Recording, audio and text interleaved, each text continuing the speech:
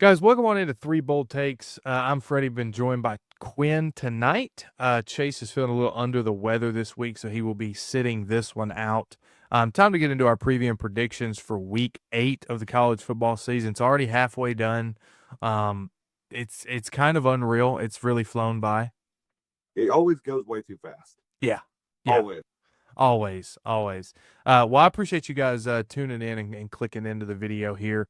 We've got 8, 9, 10 videos probably that we're going to be doing. So sit back, relax, buckle up, grab a bucket of popcorn, and get ready because we're coming in hot and heavy with the first game on Saturday, 11 o'clock. Okay, number 10 LSU travels to Nashville, Tennessee, to face number 17 Vanderbilt. And LSU's an underdog. Let's talk about it. Vandy comes in as a 2.5-point favorite, 60% chance to win according to ESPN FPI. That's unreal. But when you look at America, 60% of America's choosing LSU. Quinn, which way are you going in this one? Look, here's what I want to start with. Vandy's coming off a bye, had the tough loss to Alabama. They're ready to really prove themselves. Like, go, okay, yeah, we lost close to Bama on the road, closer than the score indicated. We're legit. This is how you do it. You go beat LSU, you get a top 10 win at home. Yep. Here's the reason I'm a little confused at why Vandy's a favorite. Like, don't get me wrong. I think the attitude edge firmly in the Vanderbilt corner. All right. Which is, again, wild to say, but it is firmly in there. And I think Clark Lee and his coaching staff are really smart dudes, and they're going to cook some stuff up to mess around with LSU a little bit. But LSU, their defense is really, really good against the run. Like their issues are more when you can spread them out and hit them deep like Ole Miss did, while keeping them stressed with the QB run as an option on the pass plays. I don't trust Diego Pavia. Like, let's call it what it is. Diego Pavia is a good runner, and he can throw a lot of designed outs and slants within 10 yards of the line of scrimmage. You're not going to be stressing LSU deep. So their defense is going to play well against Vandy. I'm not really concerned about that. And then when you flip it to the other side, Vanderbilt is a pretty good run. Well, really, they're not even that great of a run defense against Alabama, at least. But they played pretty decent run defense against South Carolina. The place where they've struggled is in the pass defense. And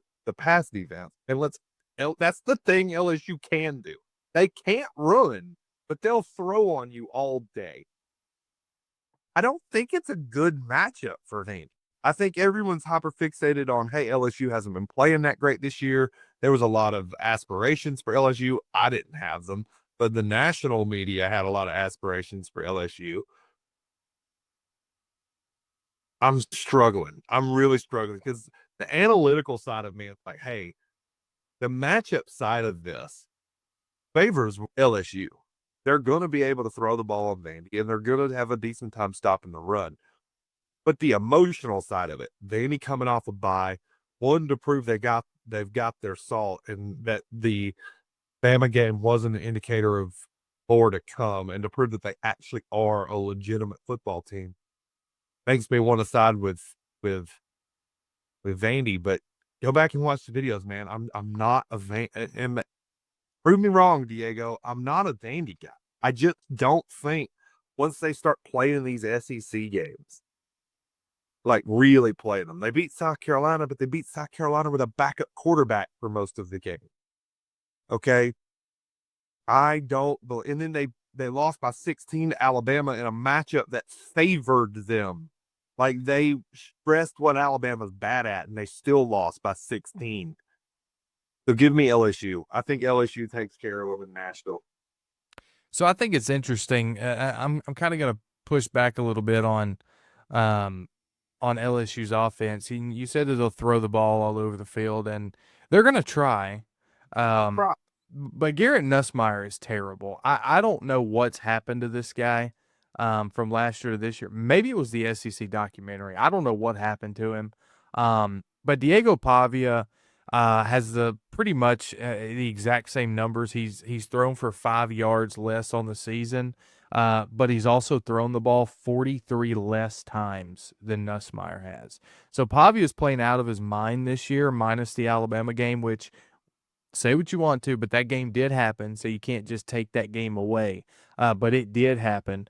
Um, they're at home, man. And LSU, like, What does at home mean for Vandy?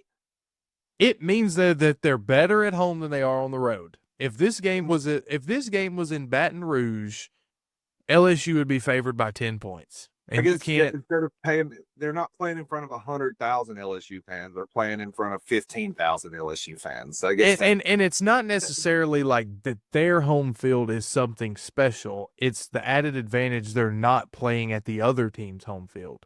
yeah. And that's where I kind of lean Vandy here. I think Pavia is going to have a breakout game. And when I say breakout, he had a breakout game against Alabama last year. I know. So don't come at me in the comment section. He played phenomenal. He played out of his mind. You're talking about for this season. Yes, for this season, this is going to be the Bama game of last year for Vandy. Give me Vandy to win at home. I'm probably going to eat my words, and I guarantee you that Chase is going to go with Vandy as well. He's a Vandy fan. He's a Pavia lover. Yeah. But nothing that LSU has done this year has given me any confidence that they should be A, ranked in the top 10, B, can win this game. Nothing has. They've won ugly, and they barely beat a terrible Clemson team. Like, nothing they've done's impressed me. I'll give you this. The one thing that worries me, I'm still riding with LSU in this pick, but they don't have a running game to wear out Vandy's defensive front. Yeah. Vandy's defensive front is good, but not deep. And you can wear them out if you can run the ball on them. Hey, let's call they got run on by Alabama and Jam Miller, and I wouldn't say that's a great running attack in the SEC. But LSU has nothing. They have no run game whatsoever. So, Yeah. I do think that could be the place where if Vandy's going to snag them, that's how they're going to do it. Yeah. And what a great time to get LSU at home when the quarterback's struggling, the offense is struggling, but they're a top 10 team. Like, this is, I'm not even going to say upset city because Vandy's favored, which is just crazy in and of itself, but it's shaping up to where this could be their marquee win of the 2025 season. And it would be a good one.